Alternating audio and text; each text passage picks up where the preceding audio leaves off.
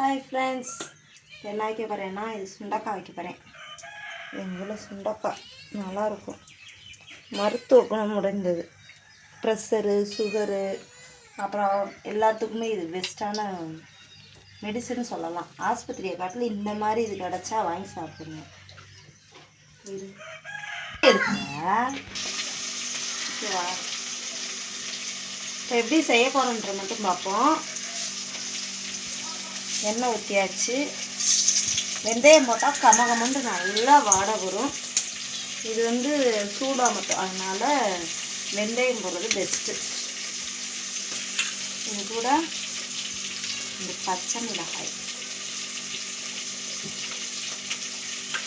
இந்த மாதிரி ஐட்டம்ஸ் கிடச்சா மெயினாக மறந்துடாமல் ஆஸ்பத்திரிக்கு கொட்டுன்னு கொடுக்கும். காசு போய் அதெல்லாம் சாப்பிடாம அதெல்லாம் போய் செய்யாமல் இந்த மாதிரி கிடச்சா சாப்பிடுங்க. கோவங்கீரை, கீரை ஐட்டங்கள் டெய்லி சாப்பிடுங்க, நல்லது.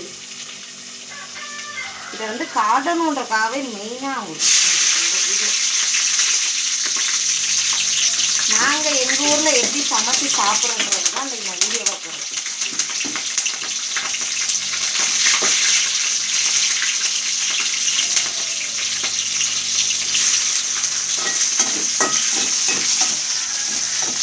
நல்லா எண்ணெயிலே நல்லா போட்டு பொரிய விட்டுருங்க. எல்லாத்தையுமே தண்ணியே ஊற்றக்கூடாது.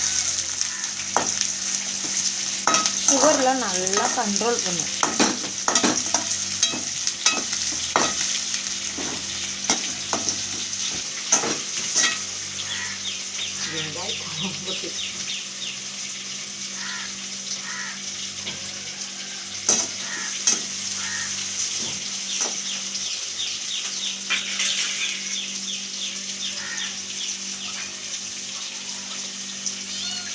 இதை இடிச்சிட்டும் போடலாம், அப்படியேவும் போடலாம்.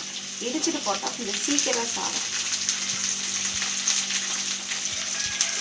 எங்கள் ஏரியா பக்கத்தில் மலை இருக்கனால அந்த மலையில் நிறையா கிடக்கும்.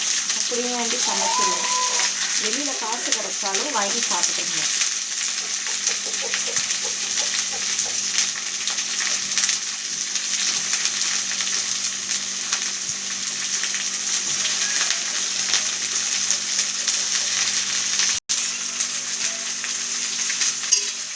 அவ்வளோதான். அந்த போட்டு அப்படியே எண்ணெயிலே வதக்க வேண்டியதான். ஆனால் சின்ன வெங்காயம் போடுங்க. எங்களுக்கு சின்ன வெங்காயம் கடையில் கேட்டேன், கிடைக்கல. அதனால பெரிய வெங்காயம் போட்டு காமிச்சேன்.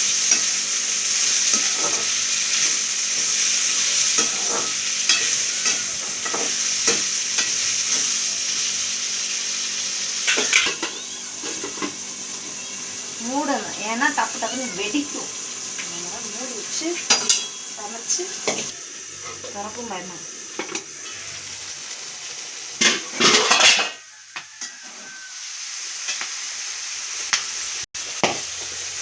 தண்ணிக்கு நீனு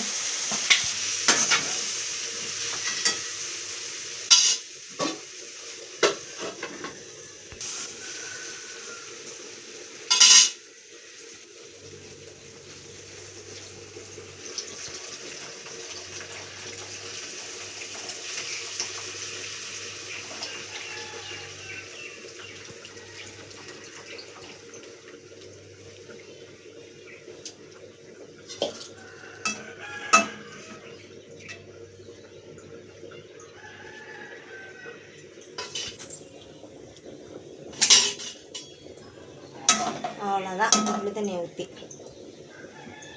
ஊற்றியாச்சு. அப்படியே இஞ்சி நல்லா இது பண்ண ஊற்றி, அவ்வளோதான். சிம்பிளான ரெசிபி தான்.